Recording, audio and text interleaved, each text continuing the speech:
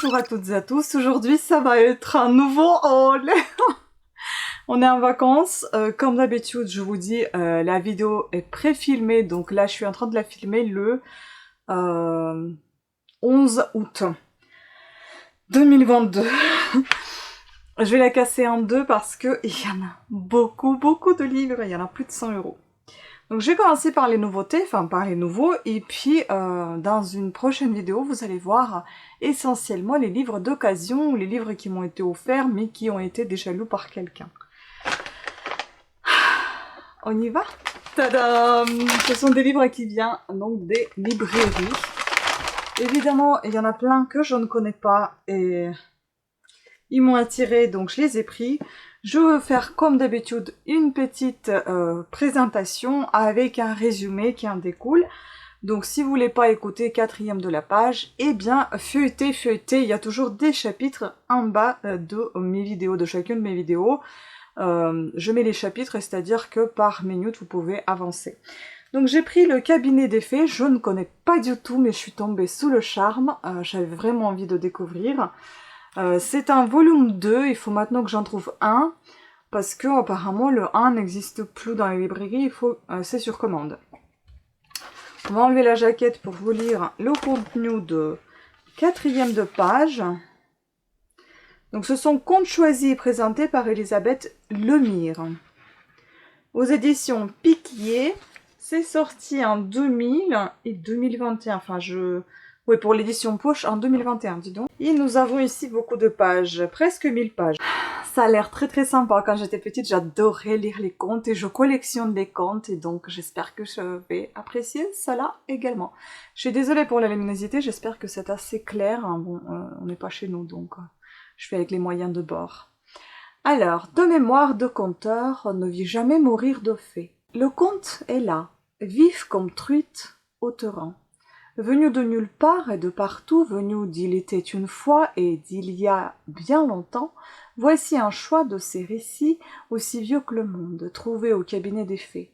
À la fin du XVIIIe siècle, le chevalier de Meyer a voulu sauver de l'oubli tout ce qui se racontait en France depuis que, près de l'âtre ou à la lumière d'un lustre de cristal, on s'amusait à cuisiner le merveilleux. Dans ces histoires nourries de rêves et de métamorphoses, on voit un prince amoureux devenir arc-en-ciel ou une malheureuse princesse changer en biche aux pieds d'argent, tandis qu'en haut d'une tour, une belle dénoue ses tresses pour en faire une échelle de soie à son amant. Et pour mieux se perdre et se retrouver dans la forêt enchantée des contes, on découvrira à la fin un petit dictionnaire des objets magiques, des principaux lieux et de tous les personnages rencontrés au coin des fées. Ça donne vraiment très envie, on m'a dit qu'on n'était pas obligé de lire dans l'ordre. Donc écoutez, je peux commencer déjà par ça, sinon retour à la maison, je m'achèterai sur Amazon directement volume 1, voilà. Ensuite, restons dans tout ce qui est un petit peu fantasque, historique aussi. Donc je suis tombée sur ce petit livre qui m'a beaucoup plu parce que j'adore Stéphane Bern. Donc c'est aux éditions Gélouf. Et les pourquoi de l'histoire, et je crois que c'est le volume 3, il faut que j'en trouve 2 premiers. Parce que là, j'avais pas vu que c'était 3. Donc on va voir si j'en trouve les 2 premiers, comment c'est, etc. Donc ces petites histoires qui font les grands mystères. Ici nous avons 317 pages, sachant qu'à tout à la fin, nous avons les dates à retenir. Et puis c'est... Ah oui, c'est une grosse... Comment dire, sommaire. C'est un gros sommaire, hein. Vous voyez, c'est détaillé. Hein. Et nous avons, c'est aux éditions Albert Michel 2016, précédemment, et après donc Gélouf. Donc pourquoi la naissance de Louis XIV a-t-elle consacré le 15 août comme un jour férié? Pourquoi une reine de France a-t-elle laissé son nom à la plus célèbre variété de prunes? Pourquoi Rio de Janeiro a-t-elle été durant 13 ans la capitale du Portugal? Pourquoi les bordels ont-ils été institués par Saint Louis? Pourquoi un attentat manqué a-t-il poussé Napoléon au divorce? Pourquoi l'anesthésie a-t-elle été popularisée par la reine Victoria? Pourquoi le bikini doit-il son nom à la bombe atomique? Pourquoi la grosse Bertha a-t-elle provoqué le premier divorce de Sacha Guitry? Dans ce nouveau tome des Pourquoi de l'histoire, Stéphane Bern dévoile avec passion 100 nouveaux mystères aussi étonnants et que captivants. Franchement, j'adore. Donc il faut absolument que j'en trouve les 2 premiers. Et donc très apprécié du grand public, Stéphane Bern incarne plus que quiconque l'amour du patrimoine culturel et histoire français, qu'il défend, honore et partage avec une passion et une sincérité inégalées. Il présente plusieurs émissions portant sur l'histoire et la culture à la radio comme à la télévision. Mais bon, je pense que vous connaissez Stéphane Bern, c'est quelqu'un de très très connu et très apprécié. Écoutez, ça sera avec un grand plaisir, d'autant plus j'adore découvrir l'histoire, j'aime tout ce qui est historique, donc c'est superbe. On reste un petit peu dans le classique. Donc comme vous voyez, je divise un petit peu en quelques parties, donc on va rester... ça a été un peu fantasque, enfin puisqu'il y a les contes, ensuite on est passé doucement à l'historique, et on va rester un peu dans le classique, qui en fait partie de l'histoire quand même. Et puis après, ça va être plutôt les romans, policiers, on va passer au thriller à la fin. Donc ensuite j'ai acheté 3 petits livres comme ceci. Ce sont donc des classiques, Oscar Wilde, Maxime et autres textes, traduits de l'anglais par Dominique Jean, aux éditions Folio, et ils étaient tous à 2 €. Bon, je n'aime pas du tout les couvertures, mais j'avais envie de découvrir. Donc ici, nous avons pas beaucoup de pages, hein. Nous avons 115 pages. Aux éditions Gallimard, ça a été publié en 1996 pour la traduction française et pour la présente édition en 2012. Voilà, donc ici, autrefois, les livres étaient écrits par les hommes de lettres et lus par le public. Aujourd'hui, ils sont écrits par le public et personne ne le lit. L'ambition est le dernier refuge du raté. La vie imite l'art bien plus que l'art n'imite la vie. Le sens du paradoxe à la finesse d'analyse d'Oscar Wilde nous invite à aiguiser le sourire aux lèvres à notre esprit critique. Ces textes sont extraits d'œuvres à bibliothèque de la Pléiade, édition Gallimard. Voilà. Écoutez, c'est assez aéré, hein. Déjà il n'y a pas beaucoup de pages. Ensuite, Edith Wharton, Le Miroir. Pareil, je pense qu'on doit être à peu près dans le même nombre de pages, même moins que 100 pages, hein, 84. Édition pareil, Gallimard 2001. Et puis repris par Folio, donc poche. Le Miroir suivi de Miss Mary Pask, traduit de l'américain par Florence Lévy Paoloni. Mrs. Klinsgland découvre avec désolation en matant l'image que lui renvoie son miroir, celle d'une femme qui n'a plus 20 ans. Mrs. Attlee, sa confidente, trouve un subterfuge pour la sortir de sa torpeur. Elle lui transmet des messages d'amour d'outre-tombe du jeune Harry, noyé lors du naufrage du Titanic. Spiritisme, apparition de fantômes, message de l'au-delà, Edith Wharton révèle avec un humour piquant que les fantômes ne survivent que dans l'imagination de ceux qui les évoquent. Voilà, donc ces nouvelles sont extraites du recueil Grains de Grenade, édition Joël Losfeld. Écoutez, ça sera aussi avec plaisir. Et puis Marcel Proust, comme vous savez, j'avais déjà acheté un de ses livres. Eux aussi, j'ai pas mal, donc j'ai Le Temps perdu dans ma liseuse. D'ailleurs, je vais vous montrer ce que j'ai aussi acheté sur ma liseuse, ça va être intéressant dans cette vidéo. Donc l'affaire Le Moine. Texte établi et annoté par Yves Sandre. Sombre histoire d'extorsion de fonds, l'affaire Le Moine met en scène un célèbre diamantaire trop crédule aux prises avec un ingénieur électricien aussi malin que malhonnête. Par jeu, Marcel Proust en retrace les méandres en imitant le style de Balzac, de Flaubert, des frères Goncourt ou du duc de Saint-Simon. Quand l'auteur d'A le recherche du temps perdu, ça nous a pastiché d'autres écrivains, pour le plus grand bonheur du lecteur. Donc ce texte est extrait de Contre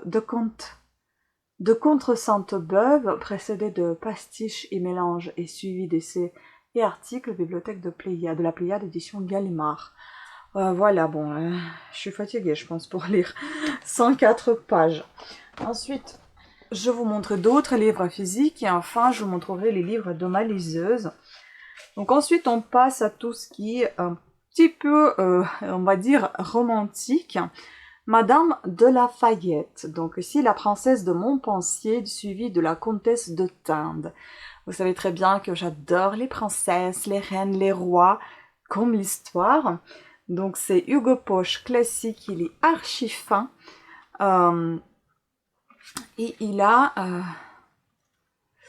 même pas 100 pages. Et en fait, dans la même collection, vous avez la princesse de Clèves, la chartreuse de Parme, Belle Amie, le rouge et le noir, Orgueil et préjugés. Ah, franchement, ça donne envie, des tout petits comme ça peut être sympa à lire. Voilà comment ça se présente, c'est assez aéré, je dirais. Hein. Très belle couverture, donc. En 1566, à la cour des Valois, Marie de Mézières, jeune héritière d'une grande beauté, aime depuis l'enfance le duc de Guise, et en est aimée en retour. Elle est contrainte d'épouser un autre homme. Jaloux de la puissance des Guises, les Bourbons ont arrangé son mariage avec un prince de leur maison, Montpensier. Elle devient madame de Montpensier et se résigne à son sort, jusqu'à ce que son regard croise à nouveau celui du duc, ravivant une flamme qu'elle croyait éteinte. Voilà, c'est très intéressant. Donc ici nous avons un petit extrait, une des plus belles princesses du monde qui aurait sans doute été la plus heureuse si la vertu et la prudence eussent conduit toutes ses actions. Madame de la Fayette, la princesse de Montpensier. Je suis désolée si vous entendez, je suis pas toute seule. Si vous entendez les gens. Donc ici, j'ai envie de vous lire ce qui s'annonce encore. Publié anonymement en 1662, la princesse de Montpensier dépeint la force dévastatrice de la passion amoureuse dans une société déchirée par les guerres de religion. Considéré à sa publication comme un petit chef-d'œuvre, ce court récit fonde l'art classique de la nouvelle. Plus concise encore, la comtesse de Tinde, inédite jusqu'en 1678, raconte aussi l'histoire d'un amour adultère, mais avec une plus grande noirceur. À travers ces deux nouvelles historiques, Madame de la Fayette entend montrer les ravages de la passion dans l'existence d'une femme. La princesse de Clèves leur fera écho en 1678. Donc ce serait pas mal de lire la suite en fait. Hein. Ensuite, on passe légèrement à tout ce qui est un peu policier, oui. Donc, je suis tombée dessus, je ne connaissais pas du tout ce livre. J'avais envie de le découvrir. Le livre de Alain et Jean-Paul Bouchon. Le défi Holmes contre le pain et les brigades. En plus, c'est un beau vert, émeraude, j'adore. Elle est vraiment très jolie la couverture. Donc, aux éditions Moisson Noire. Bon, malheureusement, elle est un peu abîmée, mais c'était le seul. Et aujourd'hui, j'en ai vu l'autre. Un meilleur état. Donc ici, nous avons... Combien de pages? 450 pages, hein, il y en a quand même pas mal. Donc je vous lis 4e de couverture. Sherlock et Lupin réunis. Août 1911. À l'invitation de ses cousins Vernet, qui ont loué une villa sur la côte, Sherlock Holmes remet le pied sur le sol français.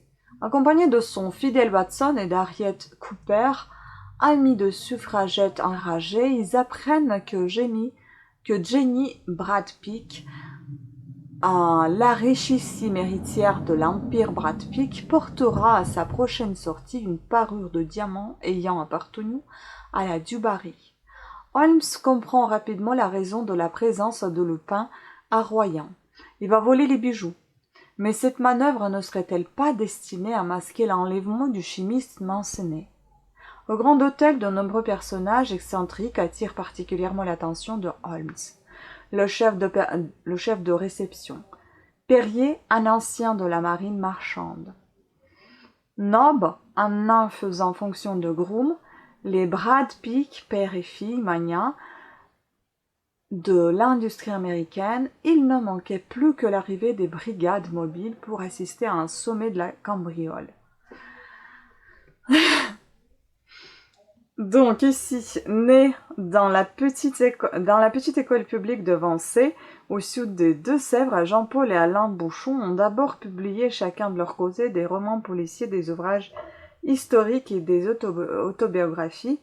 Depuis 4 ans, ils ont décidé de mettre leur enthousiasme en commun et ont écrit 2 romans noirs se situant Monde judiciaire, Jean-Paul est avocat honoraire. Après la cour d'appel de Poitiers, et Alain a fait toute sa carrière dans le service contentieux d'une grande mutuelle niortaise, la Bête de Poitiers et les tueuses en talons aiguilles. Ils ont également signé en 2020 Sherlock Holmes et le mystère des bonnes de Poitiers. Écoutez, pourquoi pas, si celui-ci va me plaire, pourquoi pas lire la suite. Ce n'est pas super aéré, mais ah si quand même, c'est bien aéré. Mais j'aime beaucoup en fait le changement de police. Je sais pas si vous allez voir. J'ai vu quelque part, il y avait, voilà, italique. Moi j'aime beaucoup parce que ça veut dire que soit c'est des pensées, soit c'est du passé, soit c'est des lettres. J'aime bien quand ça change. Ensuite, j'ai pris des livres, donc 3 thrillers que j'avais envie de découvrir. Ils sont tous les 3 noirs. Donc Barbara Abel. Je sais pas pourquoi, mais j'avais envie, donc il s'appelle Je sais pas. Je sais pas, il m'a donné vraiment envie. Pourquoi? J'en ai aucune idée, mais j'avais envie de découvrir cette autrice.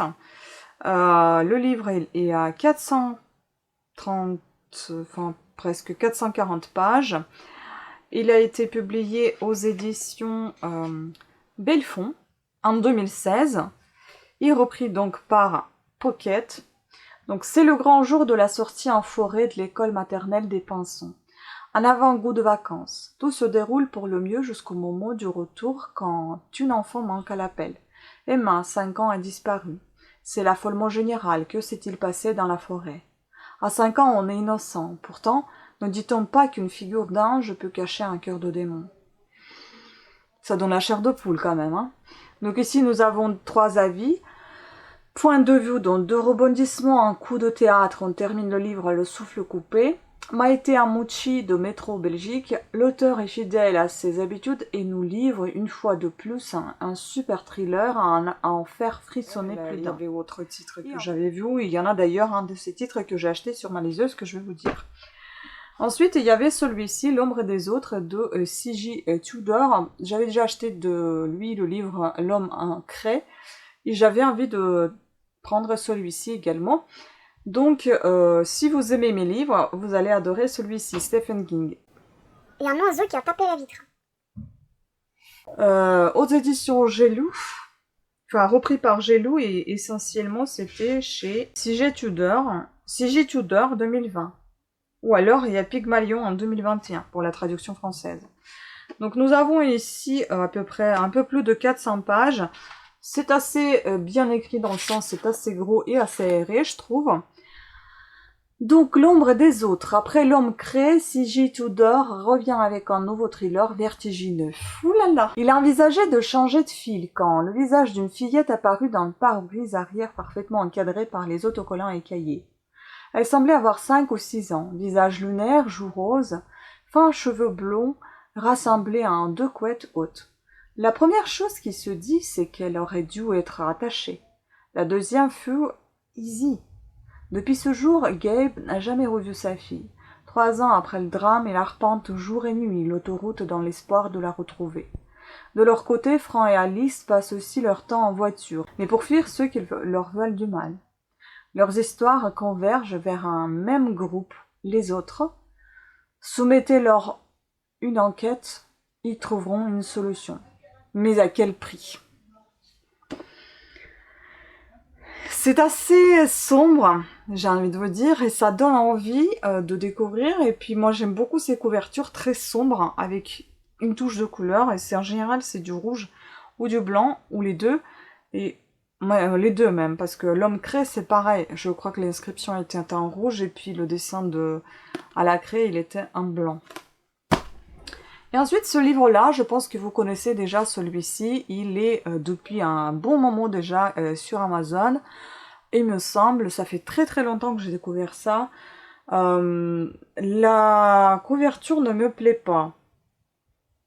Parce que c'est vraiment très bizarre. En fait, ouais, on a du mal à voir, mais là, je vois mieux quand même dans la caméra. C'est le nez, donc c'est la bouche et puis quelqu'un qui fume. Dans l'ombre. Donc c'est le livre sans nom. Et apparemment sans écrivain, enfin sans le nom d'auteur non plus. Donc, je crois que ça date. Au départ, c'était chez Sonatine Édition. C'est un psycho-killer, c'est un thriller psychologique, je crois. Donc ça a été paru en 2010 chez Sonatine. Et puis, il a 508 pages. Donc repris par le livre de poche. C'est dense, je dirais. Hein. Voilà. Donc on va lire la 4e de couverture. Santa Mondega, une ville d'Amérique du Sud oubliée du reste du monde, où sommeillent de terribles secrets. Un serial killer assassinait ceux qui ont eu la malchance de lire un énigmatique livre sans nom. La seule victime encore vivante du tueur se réveille, amnésique, après 5 ans de coma. 2 flics très spéciaux, des barons de crime, des moines férus d'arts martiaux, une pierre précieuse à la valeur inestimable, quelques clins d'œil à Seven et à The Ring, et voilà le thriller le plus rock'n'roll de l'année. Diffusé anonymement sur internet en 2007, ce texte jubilatoire est vite devenu culte. Après sa publication en Angleterre, aux États-Unis, il a connu un succès fulgurant. Donc ici, nous avons un avis de Jérôme Vermelin, un métro, donc réjouissant jeu de massacre, bourré d'humour noir à la Tarantino, ultra imagé et bien rythmé, l'intrigue de ce polar cinéphile à la lisière du fantastique est aussi hilarante qu'addictive. Ça donne envie, ça intrigue en tout cas. Et puis ma petite liseuse, donc c'est la Kobo que j'ai. Je vais vous dire ce que j'ai acheté. Donc j'ai déjà acheté Inès de Kertanguy, Les héritières de Kervalon, je crois. Parce qu'elle s'allume là. Donc ici j'ai acheté Les héritières de Kervalon de Inès de Kertanguy. Ça se présente comme ceci. Voilà. Oui, ma liseuse elle est en noir et blanc. Ensuite, j'ai pris La fille de Freslin, c'est un roman de Alain Lebrun. J'avais déjà lu aux éditions Marivol. J'avais déjà lu un roman de sa part. Je sais plus, je vais vous dire comment ça s'appelait. Et d'ailleurs, je vais essayer d'y penser et vous mettre un lien ici pour aller voir mon avis parce que c'était superbe. Moi, j'ai adoré ce livre. Et donc, il y en a tout près de moi, Hauteville Suspense, donc Hauteville Suspense, Lisa Jewell et Adèle Rollin. Lisa Jewell, tout près de moi. Voilà. Il est sorti déjà en brochet, mais moi je le veux en poche, comme tous les autres. J'aime beaucoup comment il écrit. D'ailleurs, ce qui est bizarre, c'est que j'ai pensé quand même que j'avais Barbara Bell, mais finalement, je ne l'ai pas. Voilà, celui que j'ai lu déjà d'Alain Lebrun, c'est L'enfant du pont du diable. C'était juste génial, ce livre. Franchement, j'ai beaucoup aimé. Donc, je mettrai le lien vers la vidéo où je fais le résumé, où je vous laisse mon avis. Donc, c'est toujours aux éditions Marivol. Je ne connais pas ces éditions. Et donc... Ouais, finalement, je ne l'ai pas. Ouais, j'ai pas acheté Barbara Bell. Il me semble que c'était cher, en fait. C'est pour ça que je les ai pas achetés. Je préférais de les acheter en physique plutôt que comme ça. Voilà, donc c'était tout pour cette vidéo. Je vous retrouve dans la vidéo suivante pour vous présenter toutes les occasions que j'ai achetées. Il y en a un paquet. On va regarder tout ça ensemble. Sur ce, je vous remercie beaucoup de votre attention. Je vous invite à vous abonner et activer la petite cloche de notification si vous aimez ma chaîne et vous appréciez ce que je vous y présente. N'hésitez pas à partager vos avis sur un commentaire, sur certaines lectures, certains livres, etc. Et sur ce, je vous fais plein de bisous. Je vous dis à très bientôt. Ciao!